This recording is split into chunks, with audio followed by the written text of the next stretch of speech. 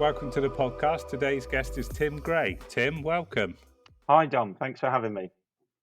That's okay, mate. Right, so if we go straight into it, if you can give us a bit of background into who you are and what you're up to, that would be marvellous. Right, Dom. Quite a few years ago, I suppose, because I'm one of the older boys now, 52 years old this year. Yeah. I was in the army for 28 years, off and on fishing throughout that, and I suppose that was sort of who I was and how I started. Um, Yeah. but finished out of the army in 2013, and have been employed civilian side ever since. So yeah, that's about me. I lived in How was Northampton. the transition? I'm not going to lie, it wasn't easy. Joining No. the army at 16 years old, I went to Junior Leaders Regiment Royal Artillery at tender age of 16 years old. And I can remember my mum dropping me off at the train station with a suitcase and an ironing board. Everybody joins up the army with an ironing board because you've got to learn how to iron. So yeah, that was one thing that we started with at Bramcott, just outside Nuneaton, and that was in 1984. And I carried on Wow. serving in the army up until 2013. So quite a long, distinguished career. And yeah, I sort of got institutionalized, I think is the word. And Yeah, that I can tends to imagine. happen when you have a long service. So Yeah. yeah, I found it difficult.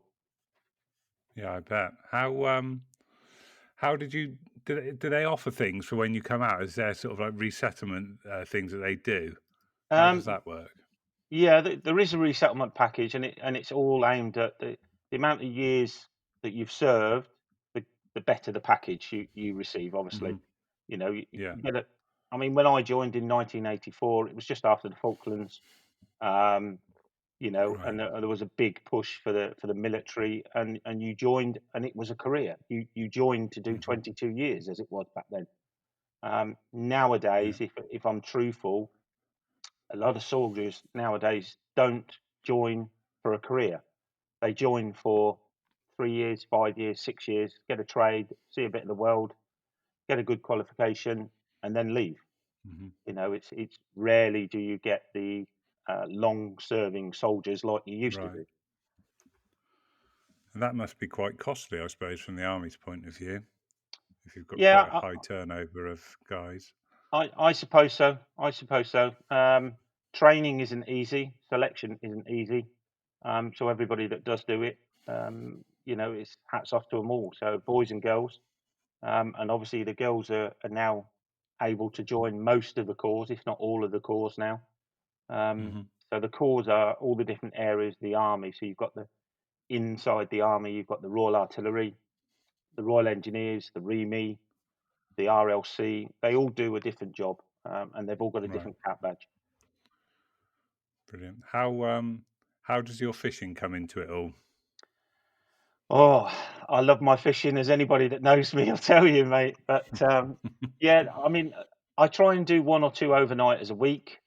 Sometimes that's not always possible, but a lot of my time is spent either organising events or planning events and helping out and just doing events. I mean, Hmm. um, I started fishing at the tender age of 7, which was back in 1975, long time ago. Right.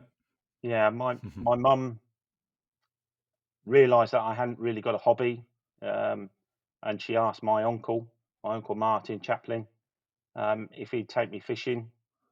And it all started from there. He used to take me fishing. We used to go all around Northampton, Wellingborough, Bedford, on the River Nen, on the River Ouse. Yeah, there's quite a few Hmm. stories there to tell, Dom, on that. Yeah, brilliant. Is that where it all started, on the rivers for you? Yes, yeah, yeah. I'm a course fisherman by trade at the very start. Um, we used to do a lot of breaming and tenching. We had a lake that's now a car park in Northampton, but it was a lake originally. And we used to Hmm. call it Coronation Street because the old quarry where they dug it out in the 60s and 70s had just got like little islands, hundreds of little islands and roads and streets. And we called it Coronation Street because that's exactly what it looked like, all the little islands sticking out. You know what I mean? Yeah, yeah. and that was a good tench water, and we used to go down there quite a lot. The old close season, June the 16th, the start of the season, sat there by our rods. Um, yeah, it was a fantastic time. Brilliant. Do you think, on that close season note, do you think we should bring it back? Um, I, I wouldn't say the close season, because I think the thing with the close season is that every lake is different. Hmm. Um, there was a lot less studying into fishing back in the 70s and 80s. Um, and everybody knows about the water temperature. It's got to be a certain water temperature before the fish starts spawning. That all depends Yeah. on wind and weather and depth and all them sort of things. So I think an enforced break should be brought back in, maybe 4 to 6 weeks. But I think it Hmm. should also be dependent on the individual lakes rather Yeah. than, No, definitely. for me, this break, this COVID pause, if you like. Yeah. I've just tried to treat it as a close season, and if I'm back Yeah. fishing by the Same. 16th of June, then then Hmm. brilliant. Do you know what I mean? Yeah. Yeah. Yeah. I've my syndicate ticket came up, so I managed to sneak in a few nights on there last week, and typically they started spawning a couple of days ago. Um, so it is almost like a close season again. Anyway, but yeah, I lost one on my first night, annoyingly. Oh, Um, got in for you, mate. yeah, first cast on a new water, had a take like before dark, and it tends to do bites at night time.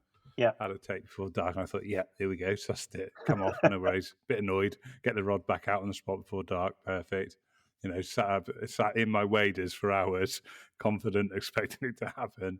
Got to about, I think, 11 o'clock at night, and I thought, right, so it's not happening, is it? So got yeah. into bed. Yeah. Always the way, but Um, that's what keeps us going back, Dom, isn't it? yeah. Oh, yeah, absolutely. I mean, where I am, I'm spoilt for choice anyway. In the Cotswolds, so many waters to go at. There's a club lake that I think they spawned already, but this has been closed anyway. Yeah, So I'll yeah, probably give that a bash, I think. So how did it progress? How did you sort of get into? Obviously, let's talk a bit about catching your first carp, maybe, and then we'll sort of move on to the events, because I know, like you mentioned sort of briefly, that you're heavily into the arranging of different carp events. yeah, yeah. Well, the first carp was a long time, mate. To be perfectly honest, I mean, like I said, I Yeah. sort of started fishing, course fishing in 1975, and I used to do a few matches. My uncle used to run an angling club called Oil Wraps Angling Club, which was just Right. a factory-based group at one of the factories in Northampton, and we used to just go. Then we joined the Nen Angling Club, and I used to fish the junior matches. Um, and it just sort of progressed from there. And the other thing I used to do was I had a good mate of mine called Malcolm Court, and we used to spend the Hmm. 6 weeks holidays over at a place called Emberton. And I heard that name brought up on one of your previous podcasts. Right. Um, yeah, I was fishing Emberton Park, Country Park, back in the late 70s, early 80s, and it was a fantastic place. And it was before we had all the carp gear as such. We were Hmm. under green match umbrellas and a bit of polythene strapped over the top. And we'd stay down there for Brilliant. 4 or 5 weeks for the summer holidays. It was great. Mums would visit us. We're both single parents, or our mums were both single parents, and we Yeah. uh, we used to stop down there, 14, 15 years old, and would be there on our own, and it was just fantastic. And then, of course, um, 1984, I joined the army, um, was posted out to Germany, and there wasn't really any fishing, so I left my gear in at home in Northampton, and sort of took up golf for a little bit, Right. and got quite good at golf. But then the lure of fishing and the it was called back then the British Forces Germany. Um, Right. they had angling matches each month, so we'd go to Holland, because at the time in Germany you couldn't keep fish in a net, or you could, but you had to kill them. Right. So some strange rules back then in Germany. And anyway, flicking between a little bit of match fishing and golf for a few years, and then in 1995 I had a guy. It always rings in my head about this statement because I'd never touched carp fishing. Carp fishing was just coming into the light. There was a lot more information out there, but I'd never tried it. Hmm. Mm. And I had a guy called Mick. Didn't know him at the time, but he came to be a very good friend of mine. Um, he moved into the house at the back, and I was in my garden cutting my grass. I was pushing the lawnmower up and down, and all of a sudden I heard this, "Stop!" I'd swear, but I don't think we're allowed, are we?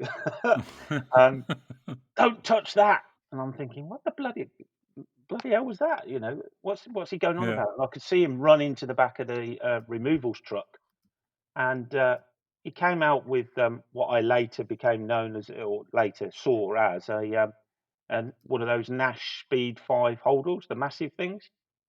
Do you remember Right. them, Dom? Yeah. Yeah. Yeah. Yeah, and I thought, "Oh, that's a bit of fishing kit, that is." Oh, maybe he's into fishing then, and such like. And anyway, when I'd finished the grass, he was still hanging around, and I sort of shouted over, "All right, how you doing? You know, like you do, introduce yourself." And I said, "Oh, there's a bit of fishing kit." He said, "Yeah, that's me carp gear." "Oh, carp gear," I said. "Oh, I'm I've not done that. I've done a little bit of fishing, but not done any carp fishing. What's that all about?" And that was it. That's how it started, really.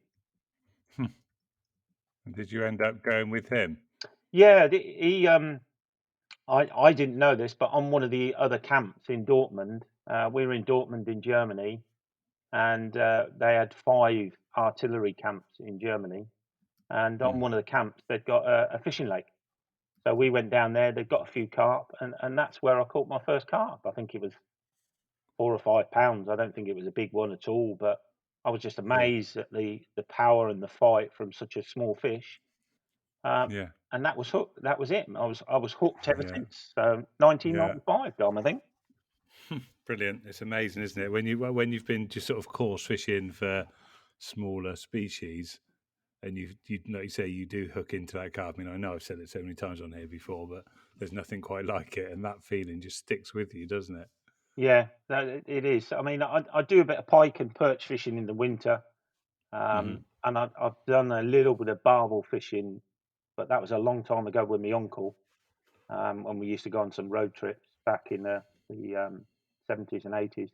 But I can always remember the barbel fighting hard as well. I'd like to pick up barbel fishing if I can. I don't think there's any rivers near to me in Colchester that have got barbel in them though. So you Yeah. know, Yeah. No, I'm yet to catch a barbel, and I'm not that far away from decent rivers, so I should really make the effort and have a go for it. So I've heard they're really amazing strong fish. fighting fish, mate, especially once you get up to near the doubles. Mm. No, absolutely, and it's not that dissimilar to carp fishing, I suppose, is it? Really? No, no, similar sort of gear and it nice, powerful rod and Mm. either ledgering or swim feeder in. So yeah, Yeah, and that's it. How moving on from obviously your first carp, how have you got into the event side of things? Because that's something I'd really like to get into with you. yeah. Well, I was very fortunate in my army career to be selected for the Royal Artillery um, Sergeant Major instructor in gunnery. So as a gunnery instructor on all the air defence equipment in the artillery. So I was posted back to UK in 2000 for a year's course, and then you come out a Hmm. qualified instructor. In 2000, there was another guy there called Rod Simpson, which is a name from the past. Some of the older anglers amongst us that are listening to this may know that name, but yeah, Rod Simpson was there at the same time. We got chatting. I'd got a few mates. They said about going away on a trip, and we were chatting. I don't think there was mobile phones then. And I'm not even sure there was emails properly, but um, we were talking, and we decided that we'd go. We decided we'd go to France, and I think that was about the first year I ever went to France, 2000. And I Yeah, stupidly said I'd help organise it, and I'd sort everything out, the ferries, the transport, and getting us to the lake and everything. Um, and that year, um, I found out we could get some support from the army and from the Royal Artillery. So the British Army Carp Classic was born, because we had to have a title to get the money. So we Right. called it the British Army Carp Classic, and I took 7 people away. And the first venue we ever went to, strangely enough, is the same place I'm going back in a few weeks. Well, hopefully in a few weeks, Domaine de la Yeah. Rivière. Right. Oh wow. So that was it. That was the first one in 2000. And then when we came back, we obviously did a week. Um, Back then, we didn't do very well at Domaine de la Rivière. I mean, it's improved massively. There's a French bailiff, a French owner, and his English wasn't great. Back then, you could fish both sides. Um, yeah, I think the biggest fish we had out was about a 40-pounder back then, but it was a nice week Right. away. Everybody enjoyed themselves, and we said, you know what, let's go again next year. So I said, all right, okay, I'll organise something for next year, and it just Yeah. sort of spiraled. Yeah. And what have you done since then in terms of events?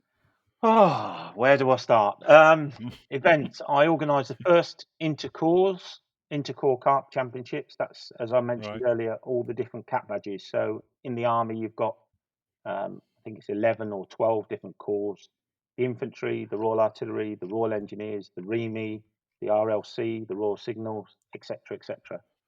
And it was just the first intercourse. I think was probably only 4 or 5 of those corps taking part, because the individuals, just it was difficult to get the word out. I mean, the Army Angling Federation we formed Group 8 Carp section in 2001, because we managed to get around. I was on the steering committee, and there was a guy called Craig Turner, I think his name was. Craig Right. Turner was the initial secretary, and um, the chairman was, oh, his name his name escapes me for now, but That's we had right. about 7 or 8 of us that formed that first committee, um, Yeah. for the army side of things, and we started that all off, and we just started to meet once or twice a year back then, because there wasn't, there was only 12 or 15 of us to start with. Um, that sort of started to grow, so that was the army side of things. One of the competitions that fell out of that, somebody said, well, why don't we try and entice more people to go fishing? So we'll have the intercourse. I said, I've done 2 years of the events, and I was quite keen on doing another one. So I did the first intercourse on Oxley's in 2002, I Right. think it was. Yeah. Um, and then I've also done the Army Carp Championship. So that was another competition solely for the Army. I helped out Hmm. a couple of years at the World Carp Classic, which I think we'll talk about a little bit later. Yeah. Um, I then realised that, um, chatting with the head honchos, if you like, at the Army Angling Federation, um, Hmm. it would be better if we pushed both competitions together and had a week-long event. So Right. we turned the Army Carp Championships and the Intercore Carp Championships into 2 48-hour matches, but back to back. So, Hmm. we'd start on a Saturday, have a barbecue and a few beers, start fishing Sunday, Monday, Tuesday, have a break, and set up for the other competition on the Wednesday, Thursday, Friday, then do the presentations. Right. Um, and that's now called the Army Carp Festival, because it's a festival of carp fishing, and that first one happened at Horseshoe in 2006. Okay. And Dom, I'm very pleased to say that's still going ahead every single year since. So Oh, brilliant. yeah, Always at Horseshoe. no, no, no. Well, obviously, I had a nightmare there in, I think it was 2009, 2010, when they had the Yeah. With the fish kill. fish upset. We won't call it a fish kill, because Yeah. I don't think it was a fish kill, but they had something going on, um, Yeah. that all the stock disappeared, and we're turning up tail. And Yeah. we moved it. Then we had the Army Champs on Bradley's, which was great, but Right. Bradley's is really too big for only 12 pairs. Yeah. Really needs a lot more fish, a lot more anglers on it. Sorry. Yeah. And then we did the intercourse on Brasno's 2, which I think had only just opened back then. Right. But again, I had 24 pairs, and that was way too many. And I can remember sitting down with the 7 captains of the intercourse, the team managers, if you like, and saying, "Look, guys, um, we can do this event, but your guys need to realise that they can't go left and right. All they've got is the water in front of you." Um, Yeah. and that was the only way, because I think you can probably get 12 or 13 pairs on Brasno's 2. After that, it's pretty full. Um, Yeah. and any more, he's closing down the waters. Um, and then Yeah. Because it's quite a quirky shape, isn't it, compared yeah, to one? yeah, yeah. It's you know, perfect scenario would be that you could fish both Brasno's 1 and Brasno's 2, but going back to 2007, 2008, it was very, very popular back then, and they were at the Mm. time they were very reluctant to um, allow us to have both lakes, because obviously they're a company, they're a business, they need to make money, Yeah. and Yeah. um, it's a big old expanse of water. But sadly, we could never get both lakes to suit the way we wanted to do it. So we Mm. just moved around. I then stopped doing the Army Carp Festival in 2012. That was my Yeah. last year, and I handed it over to a guy called John Buell. And I'll always remember there's a little funny attached there. Um, Whenever I'm doing events, whenever I'll do any type of event, whether it's a small or a larger event, I defy anybody to say that they can sit there and fish and Yeah. run a good event at the same time. It, Yeah. it's just not possible. Um, Yeah. It's a you want to full-time give, job, I'd imagine, and then some. yeah, and especially when you start getting into the bigger events and you've got lots of people, and occasionally you'll get a problem, and you need to go and sort it out. And obviously, I need to reel Hmm. my rods in, go round, sort the problem out, come back, put my rods back out. There's another problem, reel my rods in, go back, go sort it out, come back. It's yeah, and it spoils, it detracts from the event as well. If the guy that's organising it is not getting everything ready, there's no event's perfect. No event is perfect at all. Whether you're talking about the biggest events in the world, the World Carp Classic, or anything else, there's always things Yeah. going on in the background that the anglers don't see. Um, and if you're not able to react and respond to those, whatever it is, it just detracts from the competition, and it makes it worse. So I've never Yeah. fished any of the major competitions. So it was nice in 2012 to actually sit there and fish and let John do the Yeah. running I around. bet. Yeah, Yeah. No, I bet that must have been really nice because I can imagine you must be being sort of torn pillar to post, one end of the lake to the other, charging around getting stuff. Yeah. Just yeah, yeah, I can imagine it must yeah, be a logistical headache from start to finish. yeah, absolutely. I think one of my, apart from setting up the Army Carp Festival, I think one of my greatest um, claims to fame, I suppose, um, apart from the Forces Carp Classic, which we'll talk about a little bit later, Mhm. is the inter-services. Um, the Right. inter-services is a carp match between the Army, the RAF, and the Navy. Yeah. Um, Now, the first inter-services I ever organised was down at Chilham Mill, and that was in 2008. Um, but by 2005, 2006, the Army had been going for quite a few years now, 3 or 4 years. The Navy came along and started chatting to us about organising the Navy and Royal Marines carp section, and the RAF were doing likewise. Um, Yeah. the problem with the RAF was that they were getting um, lots of roadblocks, shall we say, put in their path by more senior people saying that you couldn't do these type of events.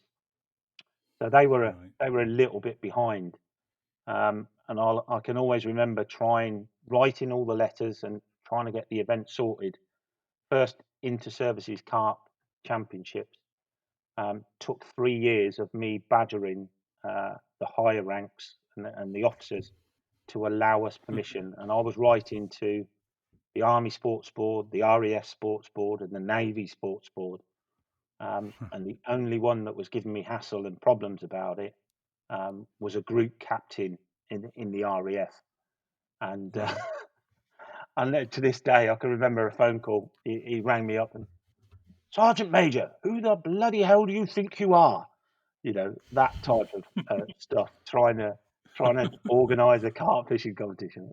Sir, I'm just trying to get this sorted. You know, it's just a bunch of blokes going fishing. But yeah, yeah, that was God. quite funny. That was 2008, and again that's still going. That happens every year now.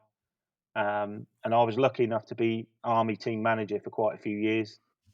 Um, I think really because one, I never and have never considered myself a great fisherman. I know how to fish and I enjoy fishing Hmm.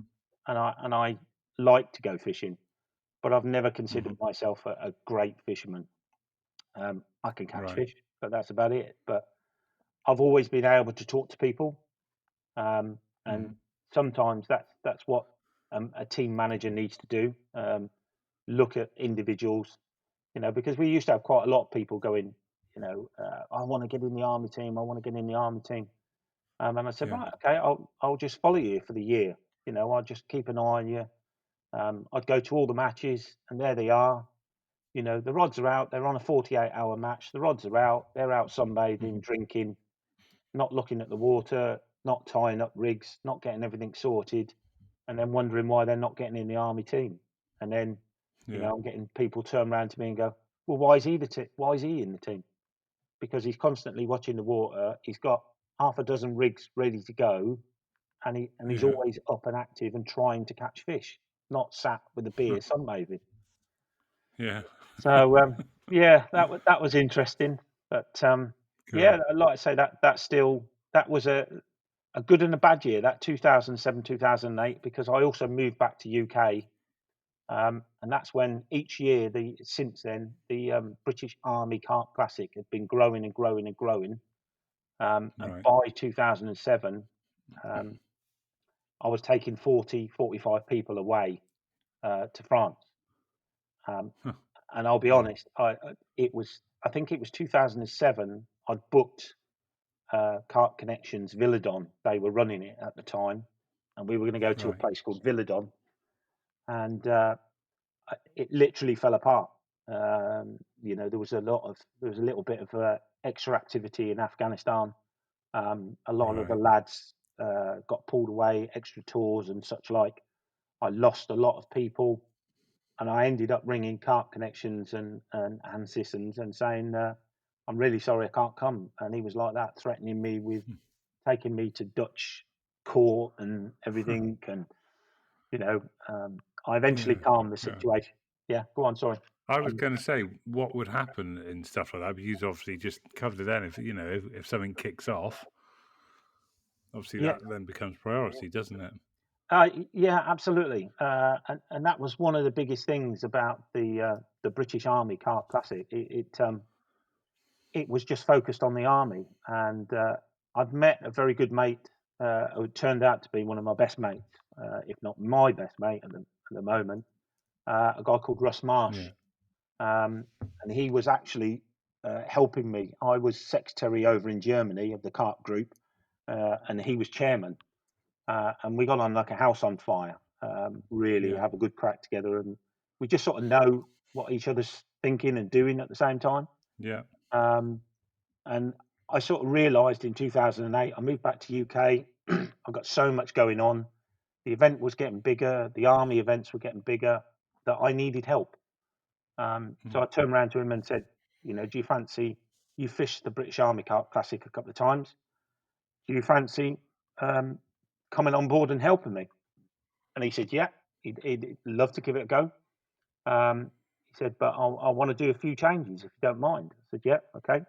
So we sat down and thought about it, and we come up with what is called the Forces Carp Classic now.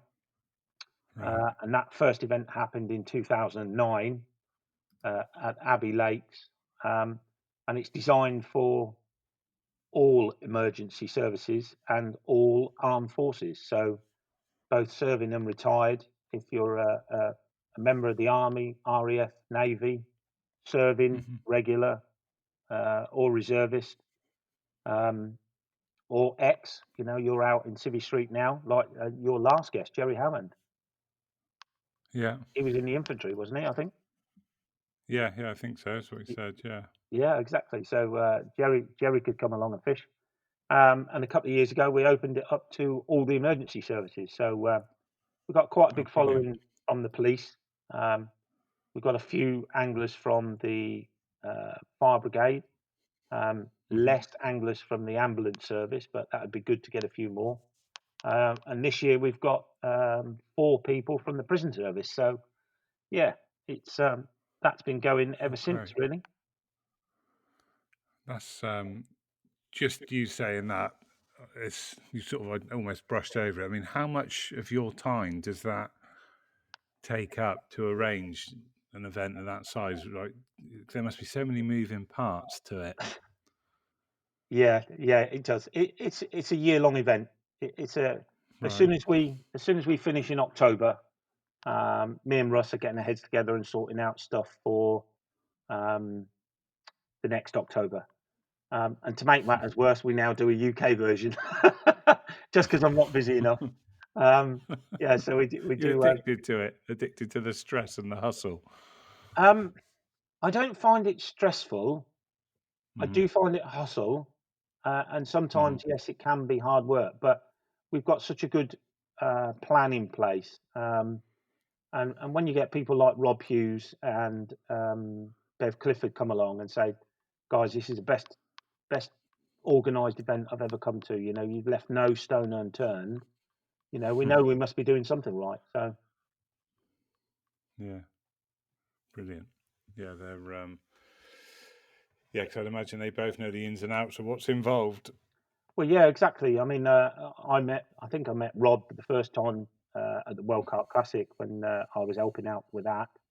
Mm. And because his wife is military, although I think she's ex-military now, um, you know, Hmm. we've constantly stayed in touch, and you know, we don't talk all the time, but we know each other, and we speak every now and again. And he he we were talking to him about in 2018 we celebrated 10 years of the Forces Carp Classic at Abbey, and it was filmed for BT Sports on one of his programs. Yeah, really chuffed with that. Oh, Dom's gone quiet. He must have been must be taking a break. You there, Dom? Hello. It's still recording, so I'll carry on talking then, shall I? Yeah, so in 2018, we got BT Sports come over, camera crew, and they filmed all the action, and it's up on an hour's program in on BT and Sky, and also Yeah. it's there on YouTube.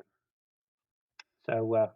if anybody wants to watch it, it's there. Just search out Rob's channel and punch in Forces Carp Classic. But Brilliant. we Brilliant. had a great event. Where, in terms of your own fishing, obviously you mentioned you try and do a couple of overnighters. Yeah. Where are you on, or where are you hoping to be on? Talk to us a little bit about that. Well, I do a bailiffing job, if you like. It's a small syndicate water. They've got 3 waters down near me, about half an hour away. But they're all Hmm. syndicates, so for a bailiff's job, there's not really a lot for me to do. There's keep an eye on the members, ask any questions or whatever. But it's a couple of acres, and that's really where I get my kick. They've got fish. I think the lake records just come out recently. Is a common actually, big Right. common, 45 pound. Um, but most of the Nice. fish are mid 30s, you know, there or thereabouts. So there's a lot of lovely scaly fish in there. So I do a bit of work down there. Um, I also, for my sins, on top of everything else, I run the ex-military carp group, and we travel around UK and fish events. Obviously, we're not doing any of that at the minute, and I've had to cancel a few over the past couple of months. But Right. that's really the only sort of fishing that I do. A small syndicate water. I've done some. I do a lot of. Well, I say a lot. Try and go to France at least once, if not twice a year. Hmm. But my UK fishing has never been um, full strength, if you like. Yeah. I'm very happy to go down to a small syndicate lake. I've never fished any of the, Port and Church Pool or any of the famous Raveberries or anybody like that, unless Right. there's been some sort of competition on there. That side of me is, I suppose, if you like, boring. It's Hmm. you know, I'm, I'm busy with organising events and getting everything sorted and making sure other people are happy and having a great time. I'm Yeah. more than happy of turning up, plopping my rods out, and see if a fish comes along. Yeah, just being there. Yeah, it's funny, isn't it? I mean, I've spoken to a few guys and I'm sort of similar, that are into the photo and video side of things, and I've realised I get just as much pleasure, photographing other people's fish, or just sitting there recording an episode of this on the bank, not actually fishing myself, just sitting next to someone that is fishing. Dom, I couldn't agree more. Since 2009 and the first Forces Carp Classic, we started with one lake, and then each year we Hmm. grew to more numbers and more lakes, and we now take 100 people away every October and fish all 5 lakes at Abbey. And Wow. myself and Russ have got a great system in place where we do 24 on, 24 off, because me Yeah. and him, we take it in turns over the days, but we weigh every single fish. So every single fish is photographed and every single fish is recorded. Yeah. Um, and the pleasure I get, just like you've just said, Dom, um, Hmm. with watching somebody's face with a new PB, um, Yeah. and a guy called Chris Evans, and he'll laugh, and we have a little bit of a joke because he calls me Mr. Gray, spelt with an E, and I call him Mr. Evans. But Chris Evans came probably 2014, 2015 for his first time, turned up, and I think I'm right in saying his PB was 20, 25, 26 pounds or something. Great fish. Hmm. I don't dispute the fact that that's not great fish in UK. He Hmm. had 5 fish over 3 days, and every single one of those fish beat his PB each time. And I think he ended up landing a 40, 43, 44. And to see his face every single time was just absolutely amazing. Um, Yeah, I can they, they, imagine. they do get a bucket over them, but that's all Yeah, meant in the best possible standard. taste. Yeah. Yeah, yeah, it's not a PB if you don't get a soak in, is it? No, exactly, exactly. We always make sure I mean, Abbey have got a rule now that they brought in a couple of years ago, that all Hmm. 50-pounders are photographed in the water. So Yeah. the only time they get out is once the lads keep the net in the water. Give us a call on Hmm. the radio because they've all got radios, and they call me and Russ. We come round, um, do the weighing of the fish very quickly, take it out of the water, weigh the fish, put it back in the water, and then start doing all the recording and the filming and the Hmm. pictures. Oh, And it's brilliant. just great. We've got 700 or 800 people on our page. We're hoping to boost that to over 1,000. Um, and we're full every year. While you're on that note, Tim, what is the details for the page? Just so you'll probably get a few more followers from this, if you're Yeah, happy no, for you to I mean share that it, would be mate. great, Tom. Yeah, We've got a go on. brand new website that only went up live yesterday.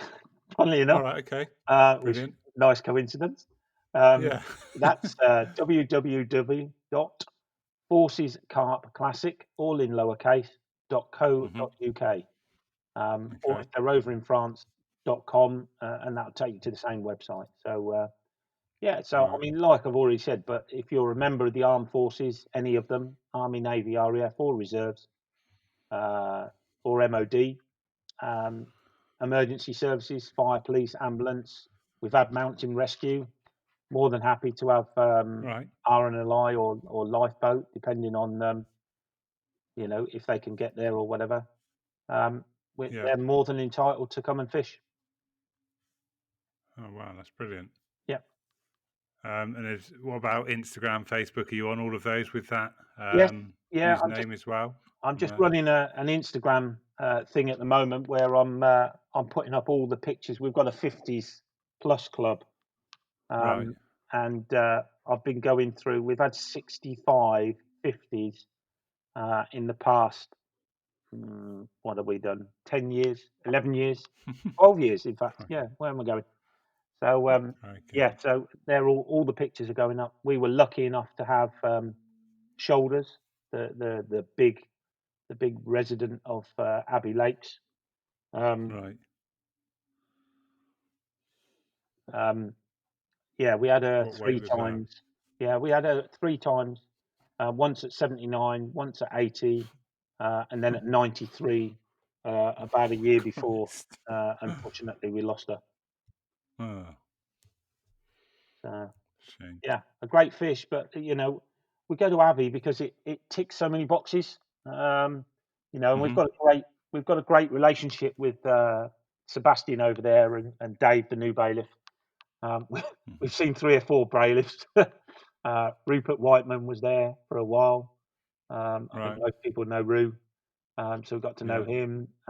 There's another couple of guys that have been there since, the Dutch guy, and Dave's been there for the last, I think, 3 years. But Sebastian's great because he knows me and Russ, and he knows how we treat the place, and we don't take no crap. You know, Mm. I think you saw one of my pictures that I put up. We're very, Yeah. although we're ex-military, we still have that regimental thing in us. That somebody shouts and we're all Yeah. turning around, and I'm shouting at everybody for the photograph to get lined up and sorted out. And yeah, hopefully you've seen the photo, and you'll Mm. see that it's a magnificent photo. I know that's me Yeah. saying it, but it does look the nuts. Yeah. That's brilliant. Um, how do you all get over there? Is it all just in minibuses on a coach? What's the logistics side of it? Yeah, logistically, normally myself and Russ will finish work on Thursday whenever we can. Um, Hmm. we'll drive out there and get there Thursday night. Yeah. Sebastian normally leaves us the keys to the clubhouse and the Right. bar. That's how trusting he is of us. And plus, he's got a video camera on it, so it doesn't really matter. You can watch us Yeah. all the time. But yeah, he leaves the key for us in a secret hiding place, and Yeah. yeah, we kick down for a couple of hours and then get up with Dave and his missus for breakfast, and then start. We go down to the back field now, an area Hmm. just at the back of Abbey. But basically, we put two massive marquees up, um, 30 meters by uh, 15, I think they are. So we get two of those, Right. and we turn the back field into everything you'd find on a. I mean, somebody once told us last year that we're the fourth biggest carp fishing event going, which are two blokes that do it part time that have Yeah. started with 7 people. It's quite an achievement, I think. Yeah. How far away is Abbey? I've never been. I don't really know much about it. It's about an hour and three quarters. It's about an hour and three Right. quarters, and it is. I'm not just saying this, but it is a fantastic venue. It's getting Mm. very busy and very popular now, but the stamp of fishing there are just like UK. They're not your typical French, um, Yeah. Like pale things. yeah, pale, not horrible because they're fish at the end of the day, but they're just Mm. some great looking fish. And looking back at some of the pictures that I've been putting up on Instagram and Facebook of the fish, they're just amazing. The other thing was, of course, I've noticed that we've had the kraken about 6 or 7 times, which is a Right. magnificent, fully scaled fish. But it seems very popular at the Forces Carp Classic. So yeah.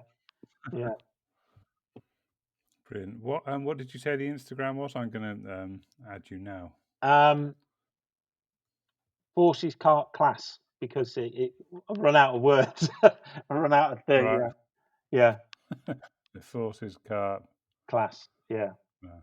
So because you Okay. can't put any more words in. I don't know if Instagram's changed now, and you can do, but yeah. Yeah. No, I've somebody done we that. normally call it the FCC, Forces Carp Right. Classic, but somebody Yeah. had got the FCC, so I couldn't do it. So.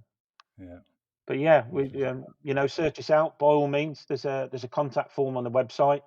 if you're in one of the Yeah. categories, then join along. There's even a rough demo of the event because Dom, if we can go through that, if you don't mind. Yeah. No, of course. Uh, Go on. we normally turn up on a Saturday. Oh yeah, Yeah. that's what we were saying, weren't we? We were talking about arriving Thursday night. So me and Russell will run Mhm. around the lakes. We normally hire a quad off Sebastian. So we use the quad to Mhm. go round and put all the peg markers in and get all the lakes, all 5 legs pegged. But it depends on how many people are fishing that week before us.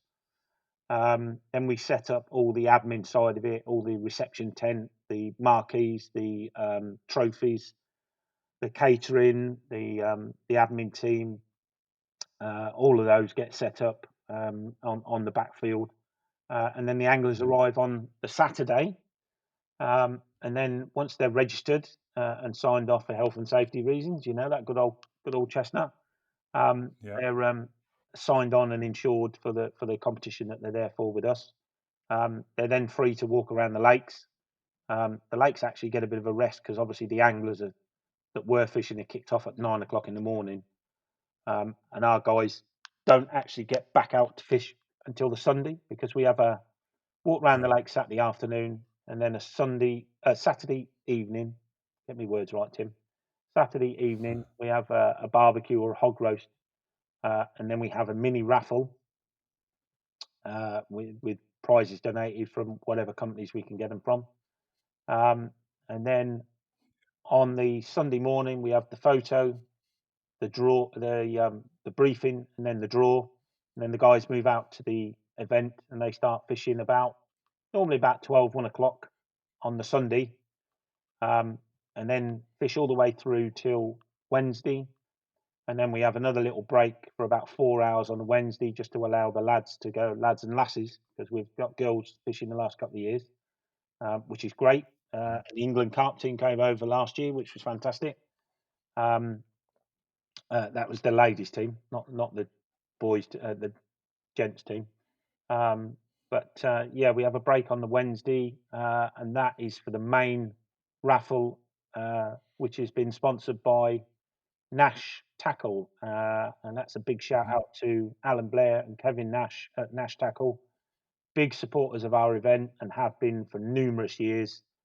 And Mhm. we recently went down there and pledged for the next few years to come. So can't thank Oh, Nash Tackle brilliant. enough. Donate easily a couple of £1,000s worth of large and small, varying sizes of raffle prizes, and Yeah. yeah, it helps raise money because one of the main reasons of the event is not just to get all the military and the ex-military together. And I think one of your previous Jerry said it. When you get a group of military people, even if they don't know each other, they get on. There's a bond there. They understand each other, where it's come from, Mhm. where they've been, and what they've done. And there's a Yeah. camaraderie there that's instant, and a lot of people come back just because of that. They don't necessarily come for the fishing or the prize money, because we've got prize money, but the main thing that gets covered for the event is charity. So for the Right. last 7 or 8 years, we've been supporting both Great Ormond Street Hospital, Gosh Hospital for Sick Mhm. Children, and Yeah. also Blesma, which some of the guys will know, and some of the other guys. Blesma is the charity for British Limbless Ex-Servicemen's Association. So all Right. the guys and girls that lose arms and legs and need replacements, that's the Mhm. charity that sort it all out for them and help them get back into civilian life with one leg. And we've been very Yeah. lucky that the last 3 or 4 years we've had two guys, Roger and Kelvin from Blesma, both lower leg amputees, have come out to the event and they absolutely love it. They Mm. you know Roger's a big one up for getting up, and once he's had a few ports, he'll get up and sing, and everybody's cheering him on. And it's a lot of it is camaraderie, and a lot of guys come back each year, as I say, just because they know Yeah. it's a great event and they know that their mates are there and it's a military event type thing. So yeah, it's Hmm. great for that. And then we start fishing again about 4 hours later on the Wednesday evening. then fish through till Saturday morning when it finishes, and then they all come back to the field at the back for the prize giving and presentations, and yeah, and then they make their way home. So it's all individual transport. Um, so we try not to make the price of entry too much. Um, it's easy to boost it up, but the event is not about putting £10,000 as a first prize or whatever. Mm. It's about earning. Most people will pay probably to go there about £1,000. I would think by the time you've added up the ferries, the tolls, the fuel, Yeah. food, the beer, the tackle, the entry fee.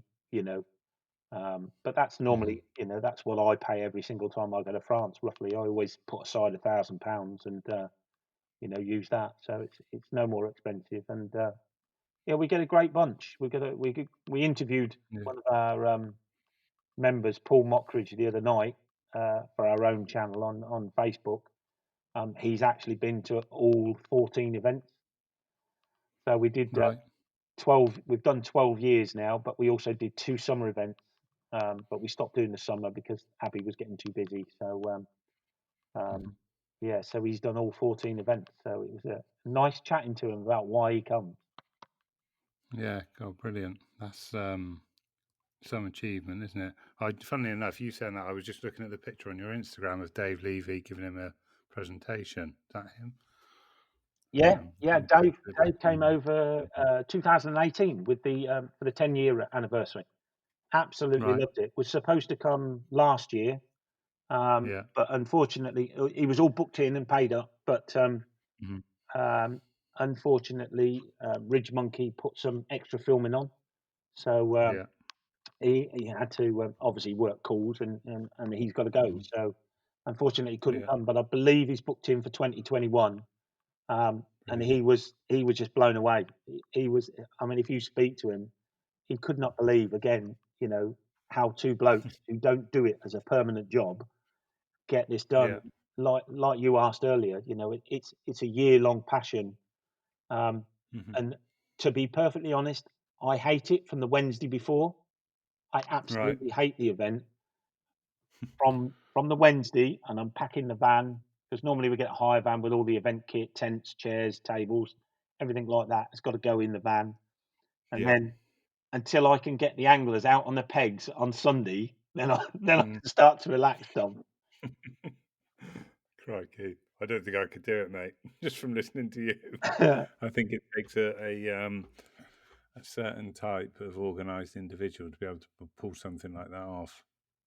Well, I think most people can organise something, but it's just Mm. I always think that how good did you want to make that event?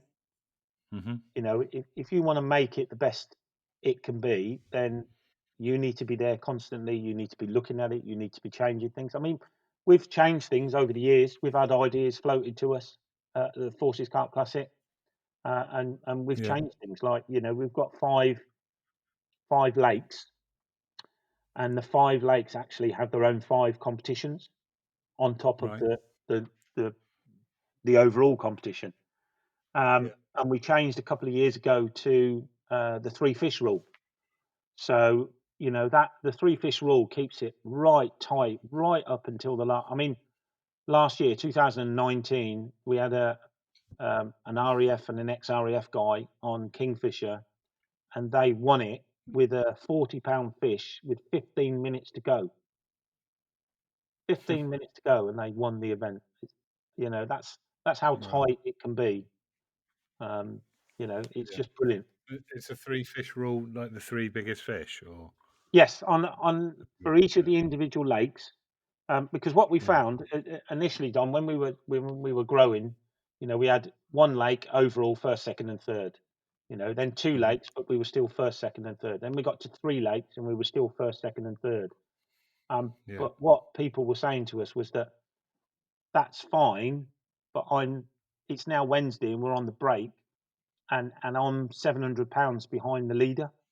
There's Mm. absolutely no chance on my lake I'm going to catch that up. Yeah. Yeah. We obviously realised that we needed to change things, and then when we went to 4 lakes, we did 4 competitions with an overall. and then we went to 5. It just sort of led itself to 5 competitions. But again, we had a couple of people. We used to give out what we call a comment sheet, so that people can put down their comments about good points, bad points.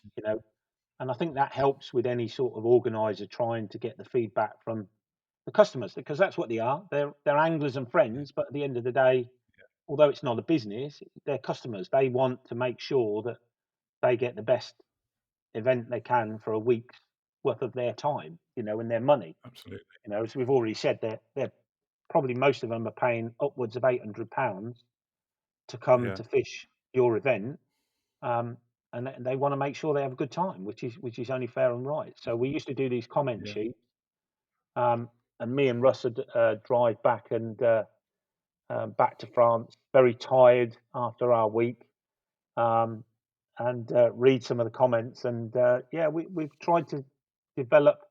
It's like the draw now at the minute. The draw's been Mhm. the same for the last 3 or 4 years, but the draw now includes a little bit of watercraft. So Yeah. the guys and girls' names get pulled out of the hat. They then come up and they pull out of a smaller hat the lake. They have 10 seconds to throw that ball back in if they don't want that lake. So, for example, Okay. they pull out kingfish and they don't like kingfish, they throw it back in, and they pull out fox. They then go to the board that's got the maps on with the fox lakes. They then choose, and we mark down which swim they choose on that lake. All So right. Okay. Got you. so they've because it. I always think it's difficult if you're going to a big competition like that and you just pull a ball out of the hat and then that's it for the week. Mm. I Yeah. mean, you can have a look on our website, and there's probably 15 swims that I would say have got a chance of winning the event. There's Right. Out probably of how another many? 20 out of 50. Yeah. Right. Um, there was a competition on there not so long back, um, that did 125 pairs. Where they put 125 pairs, I will never know, because um, I pride myself in my pegging and making sure that I would be happy to stand in that swim and go, yeah, Mhm. all right. It's not the best peg in the world, but I've got some water and I've got some features to go at. And as long as I can Yeah. do that and say that, then I'm happy to put that down as a peg. And I wouldn't put more than 50 pairs across 5 lakes on Abbey. So quite where they Right. put 125, I'll never know. But there you go. Good. It's So, what stage are you at now in terms of organising? I suppose with the we haven't really talked about the lockdown, but let's not talk about the lockdown because it's lockdown everything. What stage are you at with organising the current one? Well, we're in conversations with Sebastian at um, Abbey at the moment. Obviously, everything's looking good for that event, and we told our guys last night. We went for a quick Facebook Live and said everything is looking good Mhm. at the moment for Yeah. October's event. Hmm. Unfortunately, at the moment, we're still waiting to hear back. I emailed Horseshoe and the Carp Society um, at the beginning of the week, because obviously we've started Yeah. fishing again now. Hmm. Our UK event normally happens the last week in April, Yeah. but obviously that's been postponed. Um, Now we're planning to run the event this year. We're just not sure when we're going to get a chance to be able to do that. Um, we're, Hmm. we're hopeful that we can sort of get a August September time, um, which is not ideal, but there you go.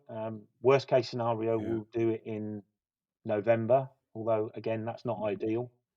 Um, but yeah, I mean, up until we know exactly what's going on and these times have changed and reverted, hopefully back, then we're not really sure, mate. To be honest, it's a little bit up in the air, Dom.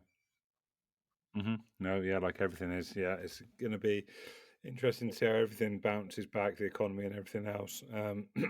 Yeah. Obviously, the news is dominated with that. We don't need to talk about that anymore. Um, If just quickly, because we just hit the hour mark, so can All I right. just fire a question at you from Jerry Hammond, who was our last guest? Yep. Um, right, give me one moment. Let me find it. It was just so. What 5 essentials do you take on a session? 5 things that you can't leave home without when you're going fishing. 5 things I can't leave home without. Crikey. First one has got to be my brew kit. Yeah, I'm definitely renowned for essential. my teas, and I've always got a spare cup, unlike people, and I've always got sugar, unlike other people. Um, That's oh, me. I'm a black coffee drinker. I'm awful. I don't have milk. I don't have sugar. I yeah, don't have tea uh, bags. I've That got is a couple me. of mates like that. I go, why can't you take a spare cup and some sugar just for me? Yeah. So brew kit would be number one. Yeah, My glasses number two. Uh, yeah, you can't really do a lot without a good pair of polarized glasses. mm, Um, Three would be a radio. yeah. Because I like a little bit of music or a podcast nowadays. I listen to all the Lovely, podcasts. lovely. Hey, Checked in the post. yeah, yeah, no. I find them very good because everybody's got different outlook on different stuff, and Hmm. you can't say, well, no, he's talking rubbish because that's what he does. That's the lake he Yeah, fishes. That's how he fishes, and that's great. And I think to see different people doing different things is absolutely fantastic, and listening to them. yeah. So number three would be a radio or a podcast on the phone, a Mhm. charging unit because obviously I'm using my phone all the time, and the Yeah, fifth one's that's my camera definitely because become essential. say again, Don. I say that's definitely become essential, hasn't it? Something to charge devices. Yeah, yeah. I mean, I'm very lucky. I've got a good one that charges my laptop as well, so it sort of doubles up for both, and it's not too big. And the last one's my digital camera because just like you, I love my photos, so I'm always clicking away in the camera and taking bits and bobs and try and catch that kingfisher. I've never caught him Yeah, yet, but catch that kingfisher sitting on the end of my rods. no, definitely. Yeah, you need to be sat there with everything ready to go, don't you? Yeah, yeah, Settings all dialed in and everything. yeah, exactly. So I think they'd be my 5 things, mate. Yeah, that's a great answer. Thank you. And have you got a question we can ask to our next guest, please? Right. Okay. Something. Um, all right. If you only had one venue or type of venue to go to Hmm. for the rest of your angling career, however long or short that may be, where would Yeah. it be? Okay. One venue. Just scribbling it down. Yeah. We don't make great audio. Angling career. Where would it be? And finally, is there anything that I haven't asked you that I should have asked you, or anything else you want to cover before we wrap up? We never got to talk about the World Carp Classic, but never Yeah, mind. no, go on. Hey, We can talk about that, mate. That's fine. I'm not in a hurry. If you're not in a hurry, no, let's shoot. Yeah, I know no, we no, no. briefly touched on it. Yeah, and I've even written that down. But yeah, no. How did that all come about? Because I'm keen to Um, hear about that. well, one of my long-term friends is a guy called Mitch Smith, and again, the old and bold amongst us all know Mitch, big, Right. colourful character. We used to hang around. I met Mitch in 2001 when we did the first ever Army versus Mainline match. Him and Andy Murray were paired together, and I was actually their marshal. And we hit it off, and we've been best of Right. mates ever since. Um, but Mitch sort of said to me, 2002, 2003, something like that. Do you fancy a trip to France? Yeah. Uh, I said, yeah. Where are we going? He said, oh, I've got to help out at the World Cup Classic. And Hmm. that's how it started. So Mitch used to do a lot of the helping out and sorting in the early years, I believe, um, Yeah. 2003, 2004, such like. And I got to know Ross Honey, and actually, Yeah. I know we're going to talk about it again in a second, but we um, we then 2004, 2005, we were at a Mons, and I was just helping out, general running round, because we were Yeah. only there for the beginning. And we'd normally disappear on the Sunday once the competition started. We'd go Hmm. back to UK with Mitch. Um, and then in 2006, Ross asked if I could get a few military guys to actually be marshals. We'd been in Right. touch. we've been in touch since, and I said, yeah, not a problem. So we turned up, and 2006 was the first year that the World Cup Classic moved on to the Orient. Mhm. What a venue that is! Um, that at the time was the biggest kart competition that's ever been ran. 176 pairs, around 32 kilometres of bank space, and yeah, it was. We went down, I think, on the Tuesday, and the anglers were supposed to turn up on the Saturday. Mhm. Um, the guy that was being the head marshal um, got a bit overawed. I'll call it. It's a guy that I know, although I haven't spoken to him a long time. But he was down to be the head marshal. And Right. he was a little bit overawed and decided that he needed to go down. He was getting a bit stressed and go and take himself away on the Thursday. And Ross sort of come across and said, Mhm. "Tim, do you fancy being the head marshal?" So that was it. Yeah, it was very funny incident there when I'm stood on the stage in the hall. There's 350 people. Tim Paisley, you know, all the names you can think Yeah. of are all sat there. European names, UK names, people I've idolised and looked up to in the kart fishing world, and they're all sat Yeah. there focused on me.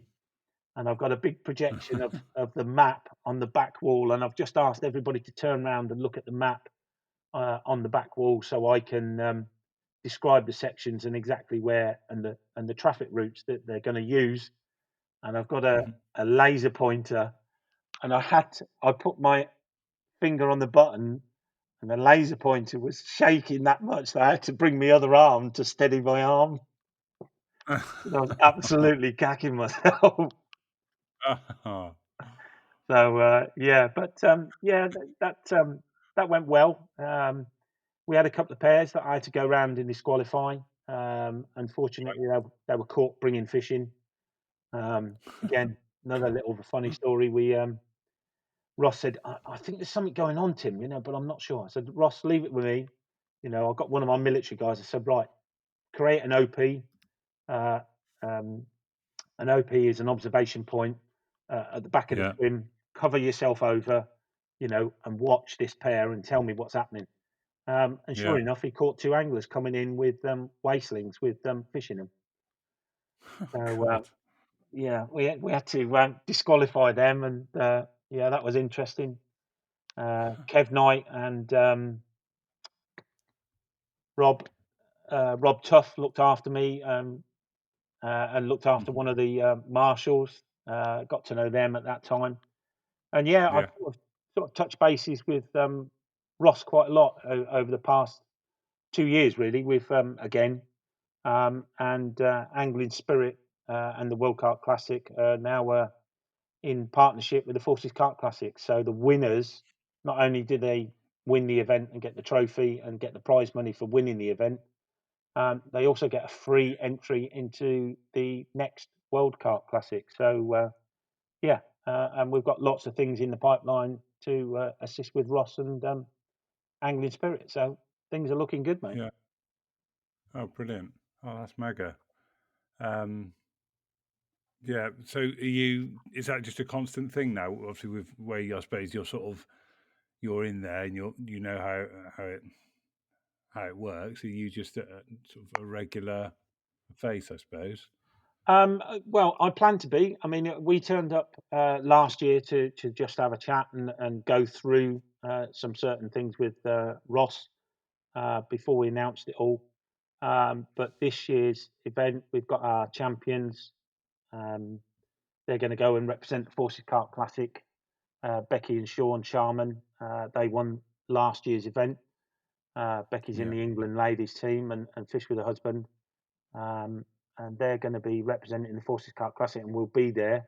But I think Ross wants to, again, you know, Ross has got bigger, uh, I wouldn't say problems, but he's got bigger things to think about because obviously with COVID and the lockdown, and you know, if we just think about 100 people, well, he's got twice as many as that turning up at his event. and that's in September. And fingers crossed that that can go ahead, and everybody can get across that needs to get across for that. But we've got to see.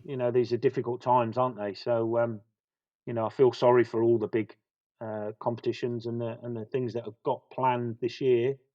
Me and Russ had a separate event that's all planned and ready to go. But we were just waiting for the government department in Paris to okay it just before the COVID, and they've declined us this year. So that event won't go Right. ahead until next year now. So if I don't get enough stuff going on, Dom, I've always got other things getting planned. I'm surprised you get out fishing at all. From just speaking to you for an hour. Yeah, well, hence why I sort of normally do a Tuesday and Thursday overnight. And I've got to say, at this time, I've got a very understanding wife, Andrea. She Yeah, knows what fishing means to me, and not necessarily fishing, but the events. And she's very patient and she's very yeah. understanding. So, but she's Oh, probably getting brilliant. a little bit annoyed because I'm sure there's a couple of jobs I'm supposed to be getting on with now. Yeah. Okay, right, mate. Well, I say we've just gone over the hour, so I think if we wrap up there, that's a brilliant point to wrap up. So, Tim, Okay, mate. thank you very much for coming. No problem at all. It's been absolutely great, and hope to see you and others out the other side of this COVID virus and enjoying fishing in life again. Yeah, absolutely. Brilliant. Take care, mate. All the best. Cheers, Dom.